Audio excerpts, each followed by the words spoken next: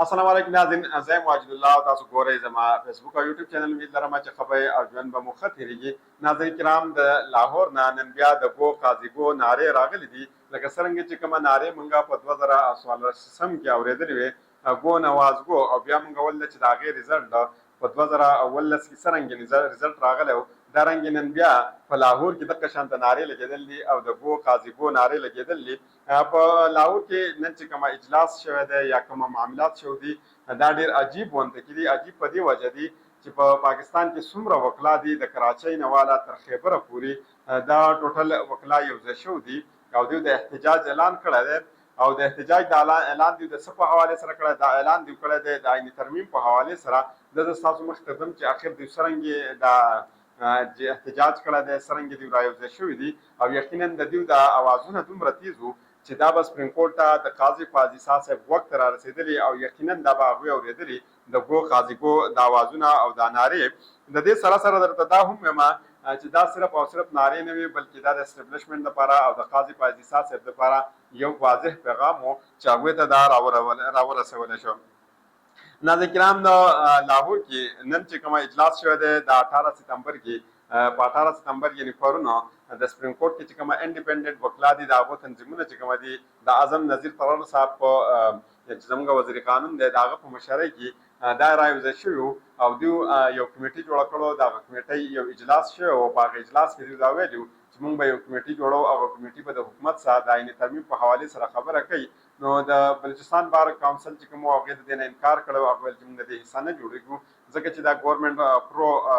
کمیټي ده یا ګورنمنټ پرو اجلاس دی او یقینا په دې کې به څه نه څه واردات کېږي او هغه واردات به دوی کوي په باریکبینۍ سره. نو هغه ویل چې موږ د دې حصه په هېڅ حالات باندې نه جوړېږو او موږ به خپل حامي چې زموږ کوم ګروپ دی د هغې سره ملاویږو او موږ به خامخا د احتجاج کوو. نن د پېښور های کورټ بار صدر چې کومه دی هغې هم یو سټیټمنټ ورکړی او هغې ویلي چې مشرف د وکیلا سره چې کله ولج شوی و، یعنې د هغې سره چې کله د مخامخ شوی نو هغه ډېره غټه غلطي کړې وه. د هزارې د وکلا که موږ خبرو کوو نو هغې نن هم د حامد خان د سره ملګرتیا اعلان کړی دی او دا یې ورسره د غیر عیني ترمیم په حوالې سره کړی دی.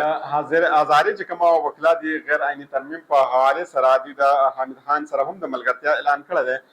بلوچستان بار کمیټې چې کومه د هغې هم د دې مذمت کړی دی او په دې ټول هر څه کې هغې دا کمیټې چې کومه دا مسترد کړله او وکیلا تنظیم چې کومه دی هغې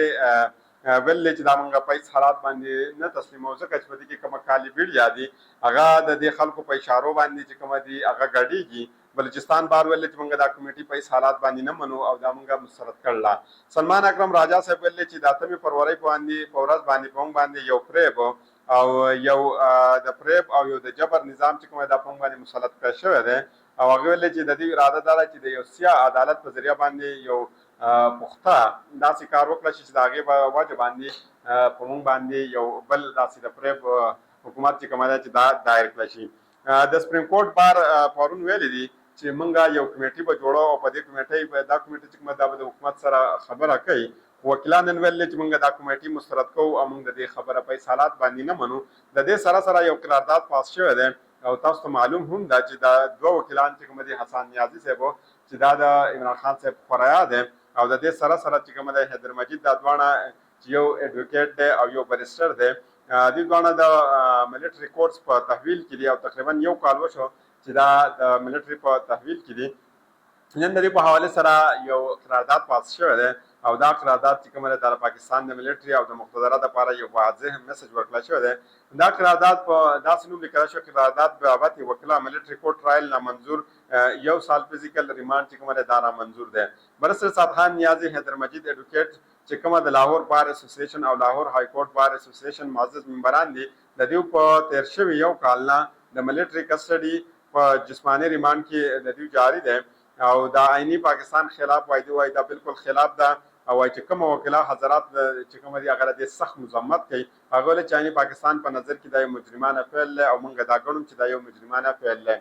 سپریم کورټ د بلوچستان اسمبلی د نشست په 14 سره متعلق پیپلز پارټي امیدوار دوباره गिनती د درخواست کومه د مسترد کړی دی. بلوچستان صوبائی اسمبلی حلقہ پی 14 کې دوباره गिनती اور ریٹرننگ افسران پر جانبداری الزامات متعلق درخواست قاضی کی سربراہی میں قاضی فاضل صاحب سربراہی کی 3 رکنی بینچ کھڑے ہے سپریم کورټ د پی پی د امیدوار غلام رسول دوباره ګنتی او ریټرنینګ افسران باندې د جانبدارۍ الزامات چې کوم د مسترد کړل نن لیگ محمد خان لاری کې د کامیابی چې کوم د برقرار ساتل سماعت په دوران قاضي په احساس ریمارکس ورکړل د ریمارکس چې کوم د ډیر زیات اهم دي هغه ولې چې په انتخابات کې لټول اهم شواهد چې کوم د داوود د وټونه دي پام 47 چې کوم د په داهم ریزایډینګ افسر چې کوم د ډاکې هغه ولې کته په دې دوه کې په یو باندې اعتراض وکړ یا خو دا وایم چې دا کوم ډبې وي دا خالی وي یا وایي چې پریزایډینګ افسر د جانبدار وو دا د رشتہ دار وو یا څو هغه ولې چې رښتونه او دروژن خو الله ته معلوم یې خو صرف په حقایق باندې فیصله کوم دلته په دې کې ډېر زیات حیران کن شیزونه شو دي او حیران کن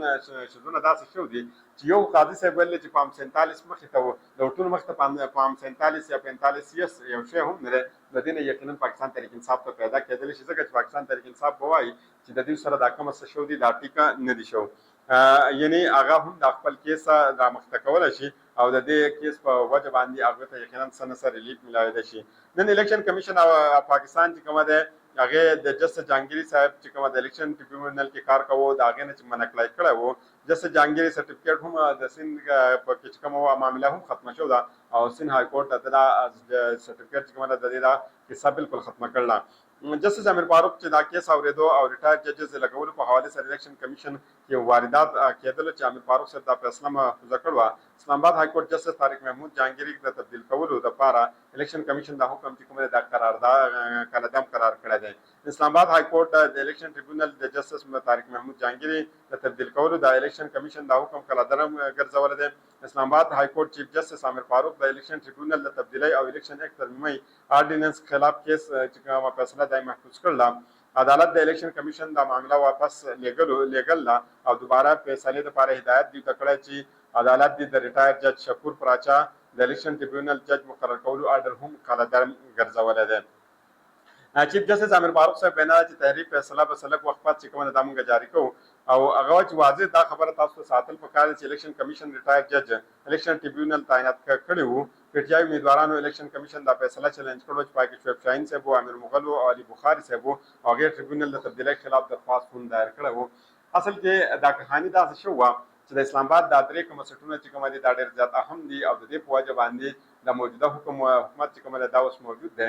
او د دې د وجه نه پاکستان تحریک انصاف کولو چې د درې وانه سټونه زموږ دي او د درې وانه سټونه موږ راکول پکار دي او یقینا د درې وانه سټونه هغه ګټلو خو د دې د وجه نه چې کومه موجوده حکومت دی هغه ویلي چې بیا به موږ حکمرانی په چا کوو چې فدرال ګورنمنت یا د فدرال لاسټونه زموږ سره نه وي نو دنیا ته موږ مخ څنګه ښکاره کوو چې دنیا به موږ ته سوای چې تاسو په یو علاقه باندې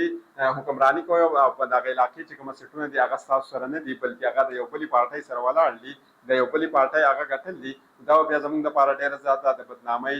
خبره وي نو د دې د وجه نه هغوی د دې په حواله سره کوشش کړی دی چې دا درې وانه سټونه د پاکستان تحریک انصاف نه اخیستي دي او دای پاکستان مسلم لیگ نوم ته ورکړل د بل ویډیو پورې ماته اجازه راکړئ الله پامان